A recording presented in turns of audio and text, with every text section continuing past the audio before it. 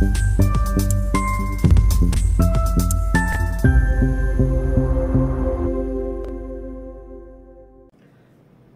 मित्रांनो, पाकिस्तानचे field marshal म्हणजे लष्कर प्रमुख जे आता सर्वोच्च सन्मानाने विभूषित आहेत असे असीम मुनीर सध्या अतिशय आनंदात आहेत.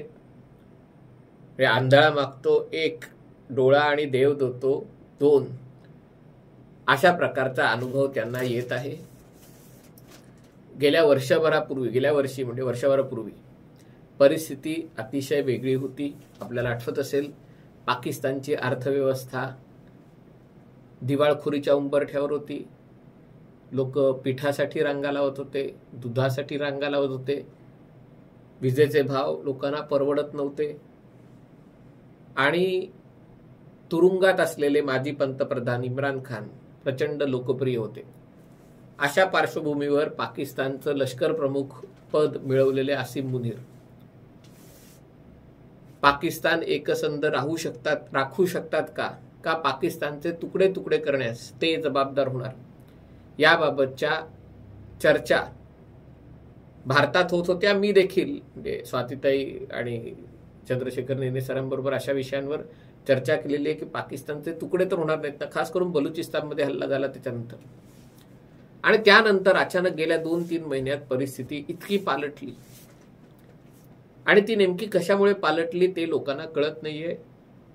या व्हिडिओचं निमित्त असं आहे की आता सहज नजर टाकत होतो की भारत आणि अमेरिका संबंधांमधले तणाव आहेत ते पाकिस्तानमध्ये कशा प्रकारे बघितले जात आहेत आणि अपेक्षित उत्तर मिळालं. पाकिस्तान अतिशय आनंदी आहे की बरं झालं भारताला अद्दल घडली. कसं आपण भारताला अडकवलं, डोनाल्ड ट्रम्पने भारताला घेरलं. असीम मुनीर हे रसायन काय आहे याचा अजूनही अनेक लोकांना थांग पत्ता नाहीये. कारण पाकिस्तानच्या लष्कराचे प्रमुख जे कोणी असायचे हे मुख्यतः सेक्युलर विचारांचे असायचे, आधुनिक विचारांचे असायचे. बरेचदा ते इंग्लंड किंवा अमेरिकेमध्ये ट्रेनिंग घेतलेले असायचे.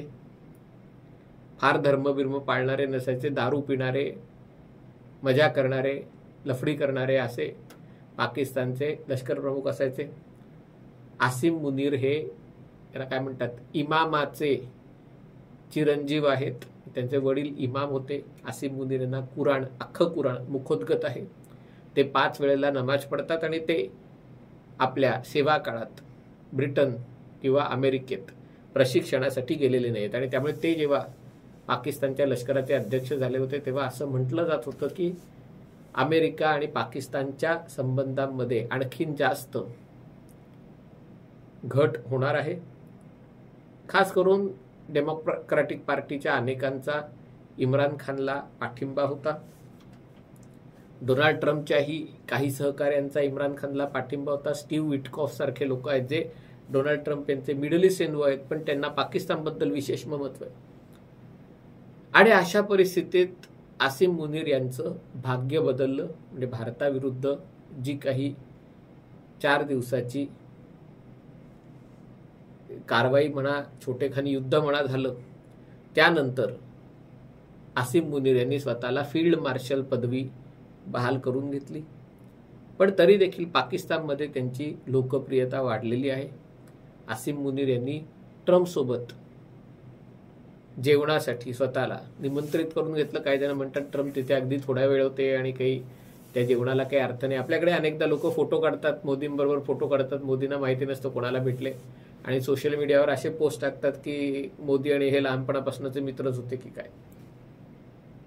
पण तरी देखील ही गोष्ट खरी आहे की डोनाल्ड ट्रम्प यांनी असीम मुनीर यांना जेवायसाठी बोलावलं होतं. यापूर्वी अमेरिकेने पाकिस्तानच्या लष्कर प्रमुखांना फारसं कधी एंटरटेन केलं नव्हतं जोपर्यंत ते अधिकृतरित्या पाकिस्तानचे अध्यक्ष झाले नव्हते.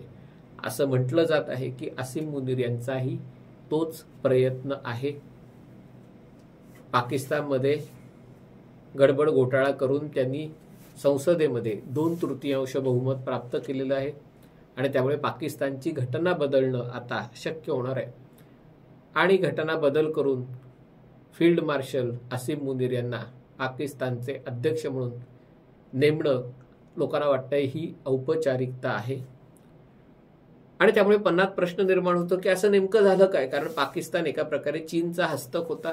पाकिस्तानची जी शस्त्रास्त्र आहेत त्यातली 80% शस्त्रास्त्र ही चीनकडनं आलेली आहेत. भारताविरुद्धच्या युद्धात त्यांनी त्याची खूप काय म्हणतात प्रौढी ही मिळवली होती की आमच्या चीनी शस्त्रांनी भारताची विमानं पाडली वगैरे वगैरे वगैरे. आणि असं असताना अमेरिका पाकिस्तानला जवळ का करावं, अमेरिकेने पाकिस्तानला जवळ का करावं. मला असं वाटतं जसे म्हटलं की पाकिस्तानमध्ये असीम मुनीर हे लष्कर प्रमुख झाले, त्याच्या मागे कुठेतरी अमेरिका आणि अमेरिकेपेक्षा UAE संयुक्त अरब अमिराती आणि सौदी अरेबियाचा हात दिसून येतो. कारण इम्रान खान आणि त्यांचे जे जवळचे लष्करी अधिकारी होते हे कतार आणि तुर्की याच्या जवळचे होते.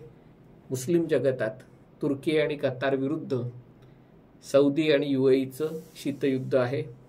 आणि त्यामुळे मोठ्या हिकमतीने त्यांनी इम्रान खान यांचं सरकार घालवलं, इम्रान खानना अटक करवली आणि सौदी धार्जिणं नवाज शरीफ किंवा त्यांचे धाकटे भाऊ शहबाज शरीफ यांचं सरकार आणलं.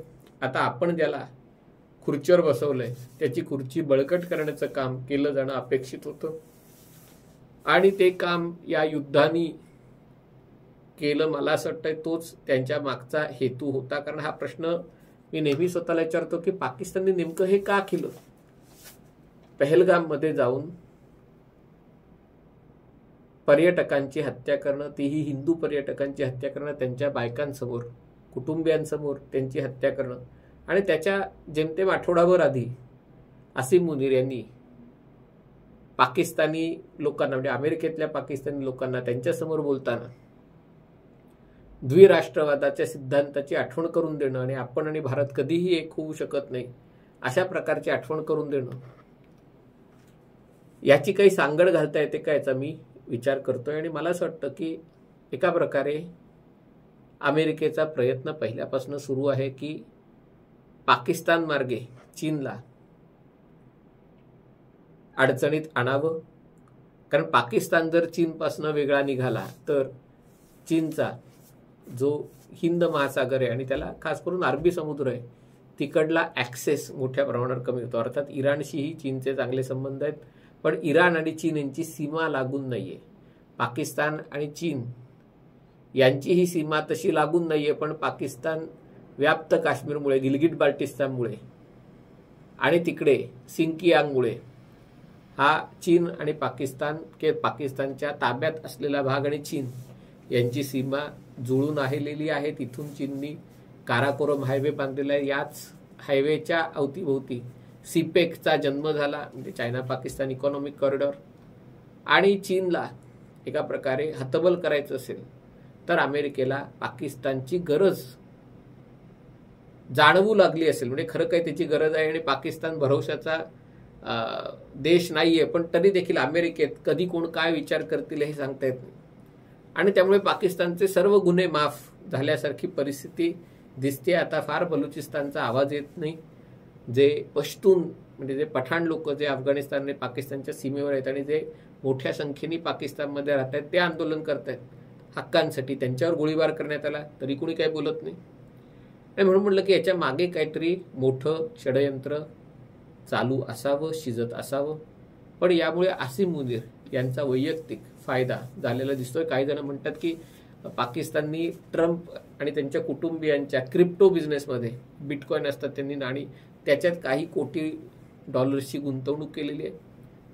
पण मला स्वतःला शंका वाटते की डोनाल्ड ट्रम्प किंवा त्यांचे कुटुंब इतक्या स्वस्तात पटत असावे की तुमच्या कंपनीत गुंतवणूक करा आणि अमेरिकेचं परराष्ट्र धोरण बदला. आणि म्हणून मला असं वाटतं की एका प्रकारे असीम मुनीर यांना सत्तेवर आणण्यात, त्यांना ताकद देण्यात, त्यांना मान सन्मान देण्यात आणि कदाचित त्यांना आता पाकिस्तानचा अध्यक्ष करण्यात अमेरिकेला काहीतरी रस असावा. पाकिस्तानमधल्या एका गटाला कायम असं वाटत आलेलं आहे की आपण जर चीनच्या जास्त जवळ सरकलो तर मग भारत अमेरिका इस्रायल हे 3 देश एकत्र येतात आणि त्याच्यामुळे आपण अमेरिकेशी चुंबाचुंबी चालू ठेवली पाहिजे, म्हणजे अमेरिकेला मामा बनवणं अधिक सोपं आहे, चीनला मामा बनवता येत नाही. आणि त्यामुळे पाकिस्ताननी बदलाचे संकेत दिलेत आणि ते कदाचित अमेरिकेने गांभीर्याने घेतलेत. पण या सगळ्यात एक गोष्ट मात्र नक्की की ऑपरेशन सिंदूर किंवा त्याच्या काही आठवडे आधीपासून आसिम मुनीर यांचं स्थान अधिक बळकट होत आहे. अमेरिका आणि पाकिस्तान यांच्यातले संबंध सुधारत आहेत आणि अमेरिका त्यांना कन्सेशन द्यायला तयार आहे. म्हणजे ही जी व्यापारी करार झाला, पाकिस्तानचा अमेरिकेला निर्यात $3 अब्ज आहे, $3 अब्ज. आणि भारताची अमेरिकेला निर्यात एकूण $90 अब्ज आहे. ही फक्त वस्तूंची, सेवा क्षेत्र वेगळं. कुठे $3 अब्ज, कुठे एकूण $90 अब्ज. अमेरिका पाकिस्तानला जो एक्सपोर्ट करते तो $1 अब्ज आहे, एक. आणि तरी देखील ट्रम्प यांनी पाकिस्तानला डील दिली आणि त्यांना कमी कर, कारण त्यांना माहिती आहे पाकिस्तान काय निर्यात करणार, टॉवेल, शर्ट आणि बटाटे, याच्याशिवाय पाकिस्तान काही निर्यात करू शकत नाही. पण तरी देखील पाकिस्तानला अधिक आकर्षक अशी डील दिली आणि पाकिस्तानकडे नसलेलं तेल आम्ही विकसित करणार आहोत वगैरे हे सांगितलं. अर्थात हे भारताला खिजवायलाच करण्यात आलेलं होतं. आणि त्यामुळे ही जी मैत्री निर्माण होतीये तिचा उद्देश काय आहे? तो उद्देश चीन आहे का तो उद्देश भारतावर दबाव टाकणं हा आहे? याचाही अभ्यास व्हायला हवा. आपण पाकिस्तानकडे युद्ध तू युद्ध बघतो, काहीतरी झालं की मग आपण पाकिस्तानची पुस्तकं उघडून त्याच्याकडे बघायला लागतो. पण जेव्हा फारसं काही होत नसतं तेव्हाही पडद्यामागे किंवा जमिनीखाली हालचाली होत असतात आणि त्या हालचाली टिपणं, त्या हालचालींचा कानोसा घेणं, जर तुम्हाला जागतिक पटलावर महत्त्वाचा देश किंवा महत्त्वाचा एक खेळाडू व्हायचं असेल तर हे सगळं शिकणं आणि त्याच्याकडे लक्ष देणं अतिशय गरजेचं आहे. हा व्हिडिओ आपल्याला आवडला असेल तर कृपया लाईक करा, शेअर करा आणि चॅनल सबस्क्राईब करण्याची विनंती आहे. तुर्तास इथेच थांबतो. पाहत रहा MH48.